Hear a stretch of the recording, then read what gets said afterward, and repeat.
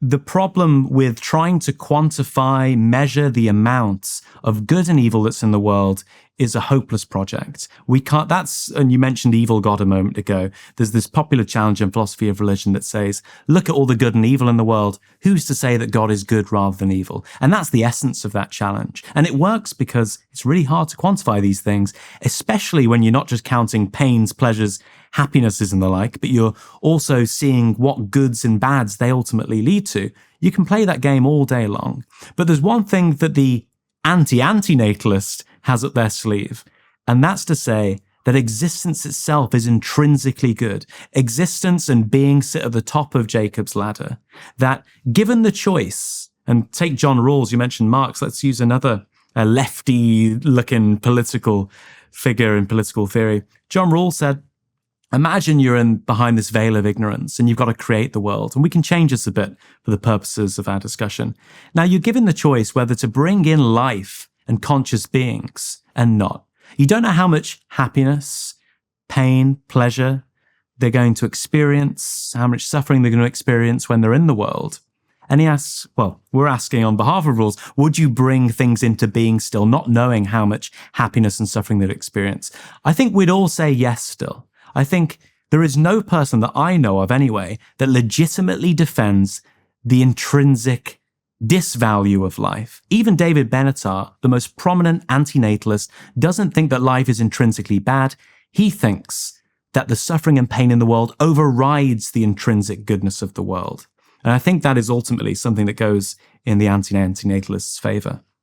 So, okay. So I guess my first response to that question to you as well is that it isn't obvious to me that the axis of happiness and suffering is the right axis of evaluation. We seem to believe that it's self-evident that it's, let's say, something approximating pleasure versus pain. But that is not the only, what would you say? Those aren't the only interpretive frameworks that are accessible.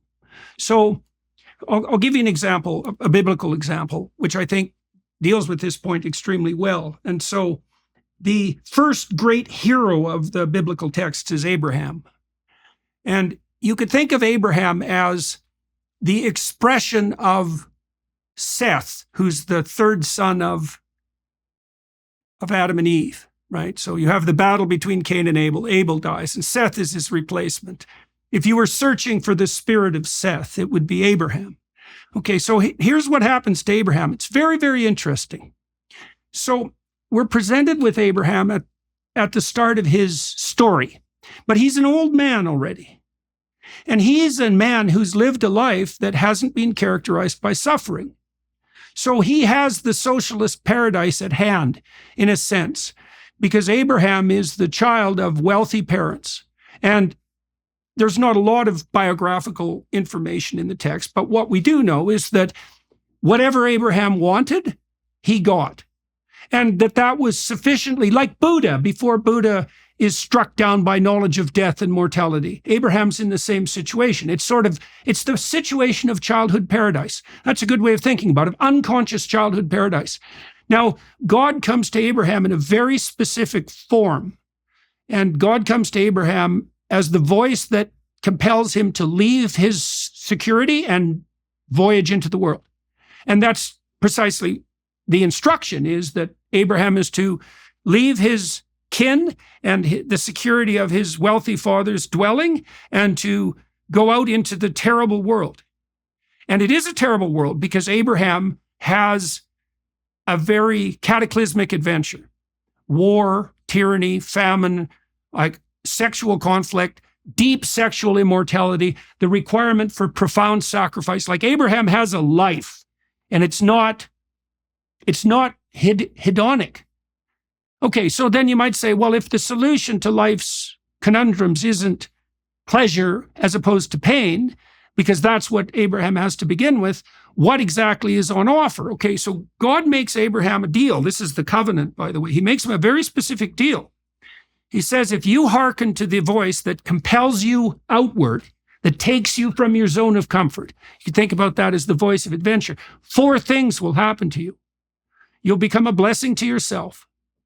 So that's a good deal, right? So you're not living in misery. Now, your life isn't pleasure and the absence of pain. Now it's characterized as something approximating a blessing. You'll do that in a way that will make your name validly renowned among your fellows. You will do that in a manner that enables you to establish a dynasty of permanence, and you'll do it in a way that's a blessing to everyone else. Now, imagine for a second, tell me what you think about this, because there's a real technical claim here. So, children have to move beyond the zone of comfort provided to them by their parents. They have to move out into the terrible world.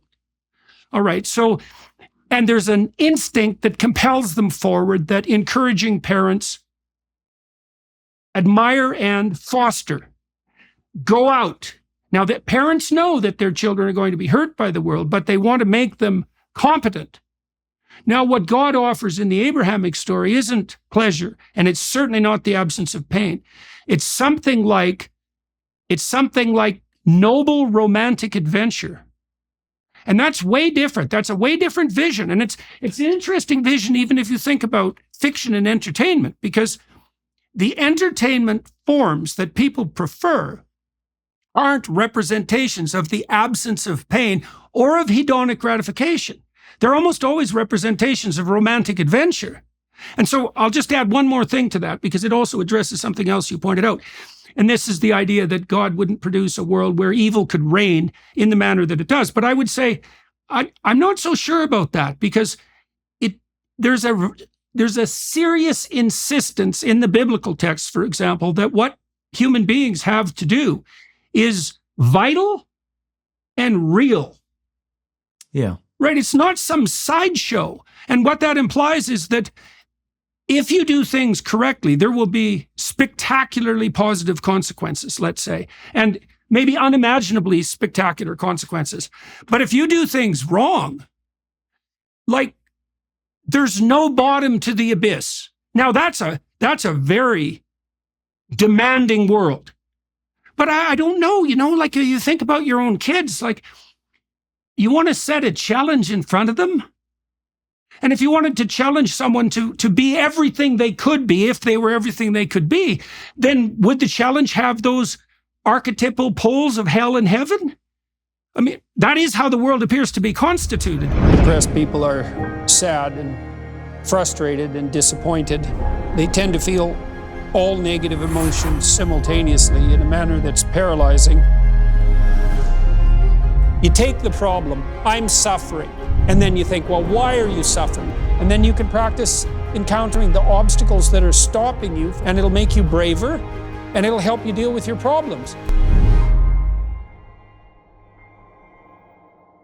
This is good. I think ultimately, though, all of those points are sound within a theistic framework, which we already need to have, right? If God exists, or if it's reasonable to take the leap of faith and believe in God, then it's reasonable to think that God has a plan for you and that your life is meaningful despite the pain and the suffering you experience. There is value to Dietrich Bonhoeffer's life when he or in consequence, not despite even. Right? Yeah. Not despite. In consequence. Good. Could be, Yeah. So all it seems like a meaningful and fulfilling life is probably more important than having hedonistic pleasures for the Abrahamic believer. I believe that's completely the right way of thinking about it.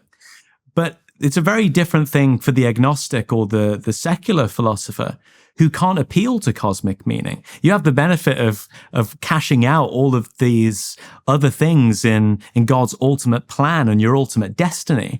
But the agnostic doesn't get that. I mean, you can have things that are like that, right? You can have like an Aristotelian view where fulfilling your natural end is what's good. Martha Nussbaum defends a version of this in a book, Justice for Animals, which I've just finished. And she says, there are creatures all over the world that want to reproduce and play and grow and all of these things. She says, thwarting those ends would be bad. Even if you snuck up and gave them the bullet in the back of the head and they didn't know you're about to kill them and they didn't suffer, it would still be bad because the dog buried his bone yesterday and can't get it tomorrow, and you're taking that thing away from that entity. That can't be understood within a framework of hedonistic utilitarianism, such as that defended by Peter Singer. the hedonistic utilitarian wants to say that the things that I am fulfilled in doing, the purpose that I reach, has to create more happiness and pleasure for entities as a whole than it does pain and suffering. It has to cash out at that. So I think within this Abrahamic view that you've developed there, and which seems to be your view, is that, yeah, meaning and purpose is more important than hedonistic pleasure and happiness.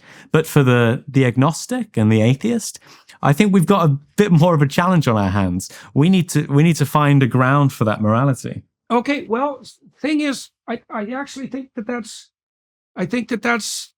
not only possible, but inevitable in a sense, So what's the quote by Christ is, I am the truth. I am the way and the truth and the life. I believe no one comes to the Father except through me. That's a technical description in a sense. Yeah. I think, well, okay, so you could take that apart and let's do that for a moment.